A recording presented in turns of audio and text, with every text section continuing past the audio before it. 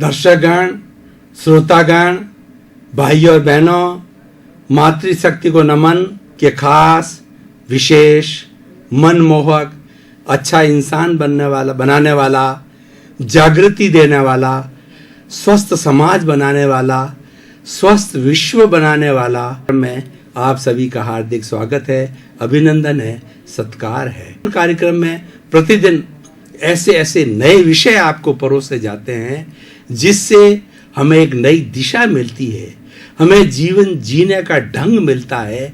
उसी क्रम में आज का एक ऐसा विषय है जो कि हमारी देश की आज़ादी के साथ जुड़ा हुआ है। आज का हमारा विषय है महात्मा गांधी का सत्याग्रह। भाई और बहनों, दर्शकगण, श्रोतागण, यहाँ पर दो शब्द है, एक महात्मा गांधी और दूसरा सत्याग्रह। सत्याग्रह के साथ में महात्मा गांधी ने क्या हासिल किया, ये हम बताना चाहेंगे। सबसे पहले महात्मा गांधी का हम थोड़ा सा एक स्थूल परिचय दे देते हैं। महात्मा गांधी का जन्म पोरबंदर में 2 अक्टूबर 1869, जो काठियावाड़ का पोरबंदर शहर है गुजरात के अंदर, उसमें हुआ था। और वो प्रारंभ से ही एक प्रतिभावान, होनहार छात्र थे। कहा भी जाता है, होनहार बिरवान के होत चीकने पात। उनका व्यक्तित्व, उनका जीवन बचपन से इतना महान था कि उसमें सारे वो लक्षण स्पष्ट दिखाई देते थे जो कि बहुत बड़ा कार्य करने वाले होते थे। महात्मा गांधी ने लंदन में जाकर बैरिस्टर की पढ़ाई की और साउथ अफ्रीका वो जो है वो मालूम करने के लिए गए कि किस तरीके से संसार के अंदर कार्य होते हैं। वहाँ पर उनकी इंसल्ट की गई, उनको काले रूप के अंदर बताया गया है, इंडियन डॉग कहा गया और उनको चलती हुई ट्रेन से धक्का देकर नीचे उतार दिया गया। उस अनादर से उनके मन में ये भावना आई है कि हम गुलामी का जीवन नहीं जिएंगे, हम एक स्वतंत्र जीवन जिएंगे, एक आज़ादी का जीवन जिएंगे और हमारा खुद का विकास हम मिलकर के करेंगे, गुलाम के रूप में नहीं। ये साउथ अफ्रीका में जब उनका अनादर हुआ, ये बात उनके दिमाग के अंदर कौंध गई और वो भारत में आए तो उन्होंने देश की आज़ादी का बिगुल फूंक दिया कि हमें अंग्रेजों से आज़ादी को प्राप्त करनी है। देश को गुलामी की जो बेड़ियों से देश जकड़ा हुआ है, उस बेड़ियों से देश को आज़ाद करना है। हमारा स्वयं का चिंतन होगा, हम स्वयं मिलकर के विकास करेंगे, किसी की दास्तां नहीं करेंगे।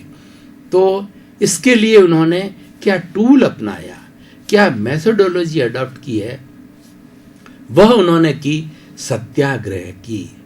सत्य प्लस आग्रह, सत्य का आग्रह। इस तरह का आग्रह जो कि सत्य पर आधारित हो। उन्होंने अहिंसा और सत्य, ये दो की थ्योरी के आधार पे सत्याग्रह के माध्यम से देश को आज़ाद कराया। और वो अहिंसा प्रेमी थे, वो कोई तरह की हिंसा में विश्वास नहीं करते थे, क्योंकि उनका मानना था कि अगर हिंसा की जाएगी तो यह नुकसान किसको होगा, ये धन और जन की हानि है, मेरे देश की होगी, मेरे भाइयों की होगी, मेरी जनता की होगी। इसलिए अहिंसा को आधार बना गया और सत्य को, God is truth, truth is God, सत्य ही ईश्वर है, इसको आधार मान करके और सत्याग्रह का उन्होंने बिगुल बजाया, सत्याग्रह का सिद्धांत दिया और वो अड़े रहे। उनका जो कुछ भी जो हमारे साथ के अंदर दुर्व्यवहार किया जाता था, चाहे कर के संबंधी हो, चाहे हमारे नौकरियां देने के संबंधी हो, चाहे हमारे व्यक्तिगत जो है अनादर के प्रति हो, तो उसके विरुद्ध जो उन्होंने जो है सत्याग्रह, वो अड़े रहे। उन्होंने भूख हड़ताल की, हिंसा नहीं की उन्होंने ये कहा कि ये देश हमारा है, ये मिट्टी हमारी है, इस पर आपको यहाँ पर राज्य करने का कोई अधिकार नहीं है। अंग्रेज लोग भारत के अंदर ईस्ट इंडिया कंपनी की स्थापना इन्होंने जो अभी 270 वर्ष पूर्व की थी, 200 वर्ष तक करीब उन्होंने हमारे भारत पे राज्य किया। मूल रूप से अंग्रेज लोग भारत में व्यापार करने के लिए आए थे। उनके पास में जो प्रोडक्शंस होता था उसको खपाने के लिए हमारे देश के अंदर आए थे, क्योंकि हमारे देश की जनसंख्या बहुत अधिक है। इसीलिए एक कंज्यूमर प्लेस चाहते थे, मार्केट चाहते थे, और उन्होंने ईस्ट इंडिया कंपनी की स्थापना की। लेकिन धीरे धीरे हमारे पर उन्होंने राज्य करना प्रारंभ किया। और कैसे किया? Divide and rule. हमारे भारत में अलग अलग रियासतें थी, वहाँ पर राजपूत और मराठे, बड़े बड़े योद्धा राजा उन रियासतों का संचालन करते थे। लेकिन वो बहुत योद्धा थे, वो नैतिकता की भावना रखने वाले थे। लेकिन अंग्रेजों ने उन सब के बीच के अंदर फूट डाली, और उस फूट से हमारे रियासतों के राजा प्रभावित हो गए। तो उनकी जो ये डिवाइड एंड रूल की पॉलिसी बहुत सक्सेस हुई, और हमारे देश के जो योद्धा राजा थे, अंग्रेजों से नहीं लड़ करके और उस पॉलिसी से प्रभावित, जो गलत पॉलिसी थी, प्रभावित होकर वो आपस में ही लड़ते रहे। फूट के कारण उन्होंने फूट पैदा की, और इस फूट के कारण ही उन्होंने 200 वर्ष तक जो है हमारे भारत पर राज्य किया, और हमारे योद्धा राजा लोग आपस के अंदर लड़ते रहे। लेकिन गांधी जी ने सत्याग्रह के आधार पर जो है ये उन्होंने वो अड़े रहे। उन्होंने छोटी छोटी टुकड़ियां बनाई, अहिंसा सेना बनाई, पीस जो है उन्होंने पीस की सेना बनाई, और उन्होंने कहा कि हम आपका जो कुछ भी गलत निर्णय है उसका प्रतिकार करेंगे। साइमन कमीशन आया, हर तरीके के ऐसे बहुत से कमीशन आए जिसके माध्यम से वो हमारे में डिवाइड एंड रूल की पॉलिसी डालना चाहते थे, हमारा अनादर करना चाहते थे, और हमें गुलाम के रूप में रखना चाहते थे। तो उनकी हर ऐसी पॉलिसी का उन्होंने विरोध किया। उसके अंदर बहुत से लोगों को बलिदान भी देने पड़े। मुख्य रूप से नाम लेवें तो हम जो है वो शहीद भगत सिंह और चंद्रशेखर आज़ाद, ऐसे बहुत से महान बलिदानी व्यक्ति हुए कि उन्होंने साहस के साथ में जो है वो इसका प्रतिकार किया, और उन्होंने अपनी जान, कईयों ने जलियांवाला बाग एक साथ हमारे हजारों भारतीय लोगों को भून दिया गया। तो ये जो है वो सारा उन्होंने हमारे पर अत्याचार किए। लेकिन महात्मा गांधी ने बड़ा व्यवस्थित रूप से सत्याग्रह के माध्यम से उसको फेस किया, उसका मुकाबला किया। उन्होंने जहां कहीं भी इस तरीके के अनादर के कार्य, इस तरह से गलत चीज हमारे पे थोपी जाती थी, तो वह वहां पर सभाएं करते थे, लोगों के अंदर जागरण पैदा करते थे, युवाओं के अंदर महिलाओं के अंदर, कि हमको ये गुलाम समझ रहे हैं, ये हमारा शोषण कर रहे हैं, ये डिवाइड एंड रूल की पॉलिसी लागू कर रहे हैं। देश हमारा है, जमीन हमारी है, लेकिन ये हमें गुलाम बना रखा है, इनकी गुलामी को हमें सहन नहीं करना है। इन्होंने नारा दे दिया है कि आप हमारे देश को छोड़ करके चले जाइए, और सत्याग्रह के माध्यम से पूरे हिंदुस्तान के अंदर उन्होंने डांडी मार्च किया, नमक तोड़ो आंदोलन जो है वो किया उन्होंने, और सर्वोदय का सिद्धांत दिया, ट्रस्टीशिप का सिद्धांत दिया। सर्वोदय का सिद्धांत ऐसा है, सबका उदय। भारत के अंदर निवास करने वाले जितने भी इंसान हैं, बच्चे से लगा के बूढ़े महिलाएं हैं, वो सब आपस में भाई बहनें हैं, सबको विकास, समान विकास करने का अधिकार है। ये जो भावना है ये सर्वोदय की भावना है, अंत्योदय की भावना उन्होंने स्पष्ट की कि हमारा जो कमजोर भाई है उसका हम भ्रातृत्व के रूप के अंदर उसका सहयोग करके उसको हमारे समकक्ष लाए। ये अंत्योदय योजना दी, ट्रस्टीशिप की योजना दी उन्होंने कि हम जितना कारोबार करते हैं, जितनी फैक्ट्रियां हैं, जितने हमारे उद्योग धंधे हैं, ये सब हम सबका है, हम सब उसके ट्रस्टी है। और उसी के आधार पर सोसाइटी एक्ट आया और जो सोसाइटी, जो कोई एनजीओ वगैरह बने जो कि हमारी देश की सेवा करने वाले थे, उस सोसाइटी एक्ट के अंतर्गत जो है वो बने और वो जो उसके आधार के ऊपर जो है वो कार्य करने लगे। इस तरह से सत्याग्रह, सत्य का आग्रह किया।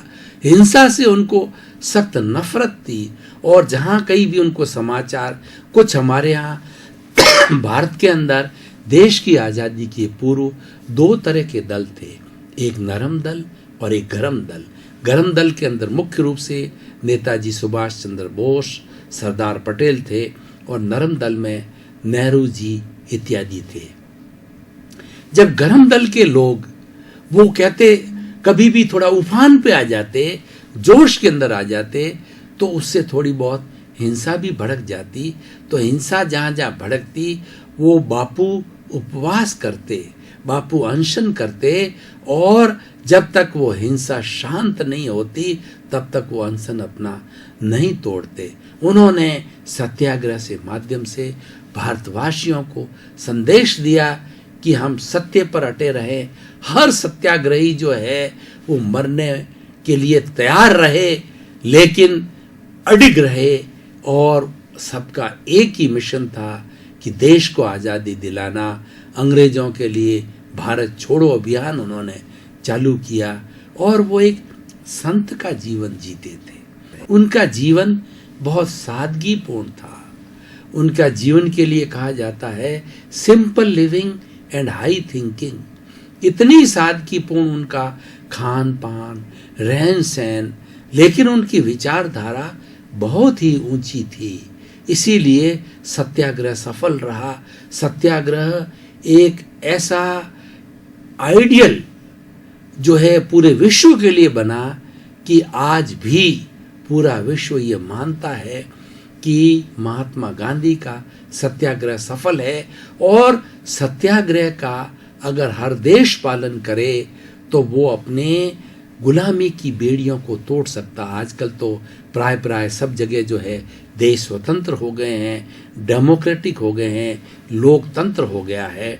अब वो राज शासन प्रणाली नहीं है, लेकिन फिर भी अगर विश्व के अंदर आज छोटे मोटे 210 देश करीब है, अगर वो महात्मा गांधी के बताए हुए इस चिंतन के ऊपर चलें, इस आइडियोलॉजी के ऊपर चलें, इस कॉन्सेप्ट पर चलें, तो हमारे विश्व के अंदर कोई तरह के विघ्न और कोई तरह का कहना चाहिए कि उतार चढ़ाव नहीं आ सकता है और 7 अरब की जनसंख्या सब आनंद के साथ में जीवन जो है वो जीवन यापन कर सकती है।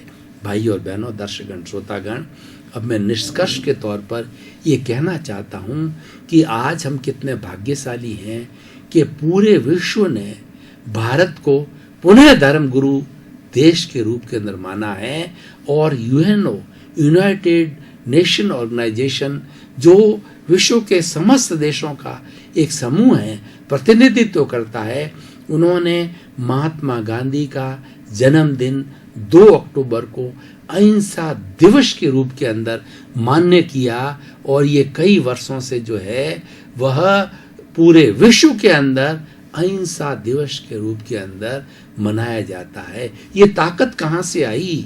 ये ताकत सत्याग्रह से आई है।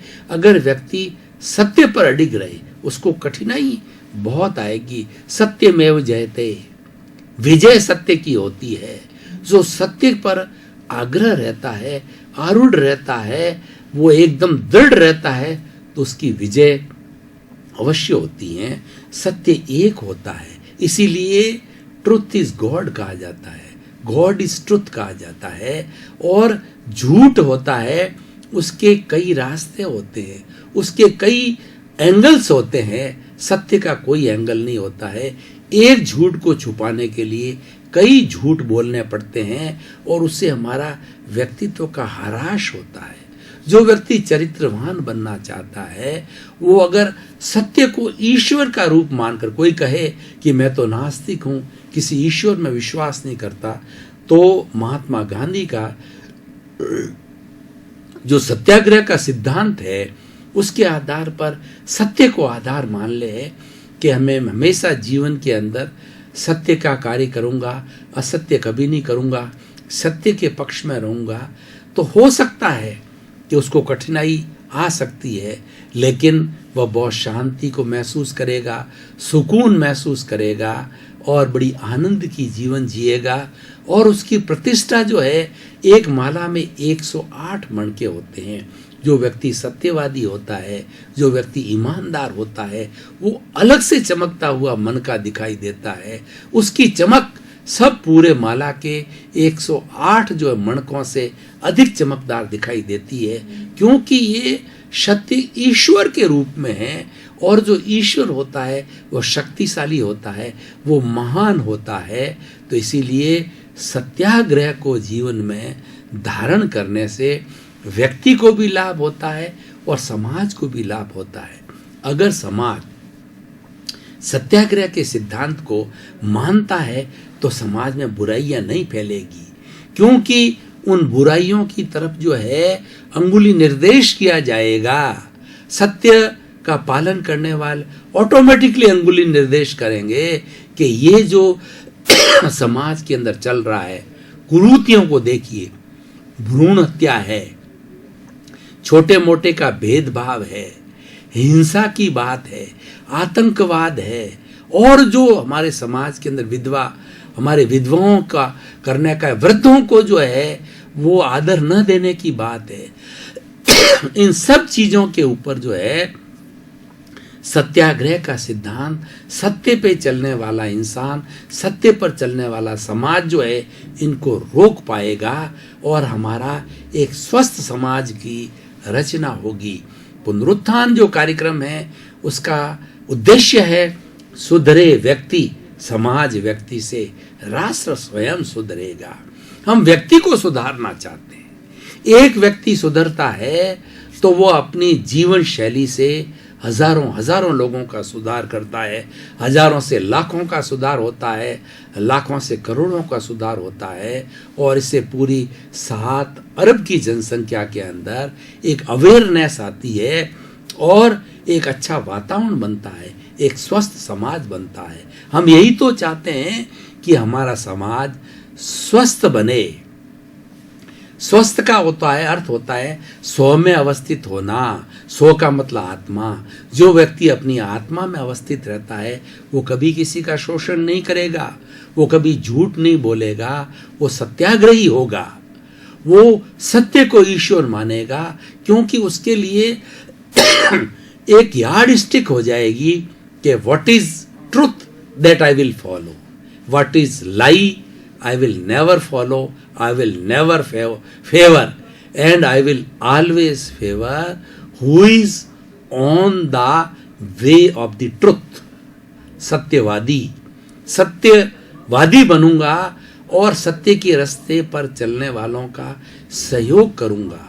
जब इस तरीके की विचार क्रांति हमारे देश में आती है, समाज में आती है, तो एक अच्छा लक्षण है।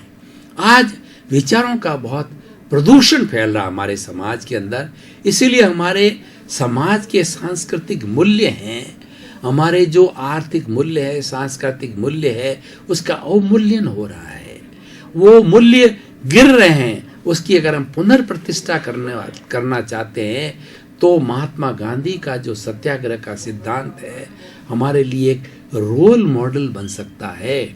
इसका हमें व्यापक प्रचार प्रसार करना चाहिए कि ये एक सत्य का आधार, एक ऐसा आधार है जिस पर पूरे 200 वर्षों की गुलामी को भी जंजीर, जो बेड़ियां थी, उसको महात्मा गांधी ने सत्याग्रह के आधार पर तोड़ दिया। तो व्यक्ति सत्य पर चले तो ऐसी कोई कठिन से कठिन राह नहीं है कि वह उसको पार नहीं कर सकता है।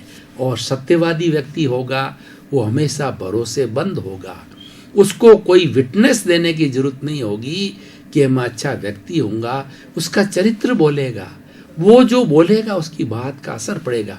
आज समाज क्यों गिरता जा रहा है कि आज व्यक्ति ने कुछ ऐसे लोग जो कि भ्रष्ट लोग हैं, जिनके पास में पद है, प्रतिष्ठा है और धन है, वो कहते हैं कि समाज मेरी जेब के अंदर है। वो समाज को खरीदना चाहते हैं, वो मीडिया को खरीदना चाहते हैं, वो अपने धन और पद के जो है आधार के ऊपर इतने अहंकारी बन गए हैं कि वह जनता का शोषण करना चाहते हैं और उसके अंदर लिमिटेड लोगों को फायदा होता है और हमारी बहुत से जो लोग हैं वो अपनी बेसिक सुविधाएं हैं, रोटी कपड़ा मकान शिक्षा चिकित्सा, उससे भी वंचित रह जाते हैं। तो इसीलिए अगर हम सर्वोदय करना चाहते हैं, हम अंत्योदय करना चाहते हैं, तो हमारा ये सत्य के ऊपर आरूढ़ रहना, सत्याग्रह के सिद्धांत को जीवन में लागू करना, समाज में लागू करना एक बहुत ही उपयोगी सिद्ध होगा। ये दर्शकगण श्रोतागण भाई और बहनों, कार्यक्रम टॉक ऑफ द टाउन हो रहा है और सभी पूरे गांव के अंदर, पूरे शहर के अंदर इसकी चर्चा है। जो प्रतिदिन ऐसे ऐसे विषय परोसे जाते हैं जो आध्यात्मिक भी है, सामाजिक भी है, जो सर्वांगीण है, जो हॉलिस्टिक है, सबका विकास चाहते हैं, सबको साथ लेकर चलने वाले नए नए विषय। क्यों कार्यक्रम का उद्देश्य है जगत कल्याण, सर्वे भवन्तु सुखिनः सर्वे भवन्तु निरामया, सभी प्राणियों का जीवन सुखमय हो, आनंदमय हो, शांतिमय हो, आपका जीवन भी सुखमय, आनंदमय, शांतिमय, मधुरमय हो, आपके प्रति मंगल भावना।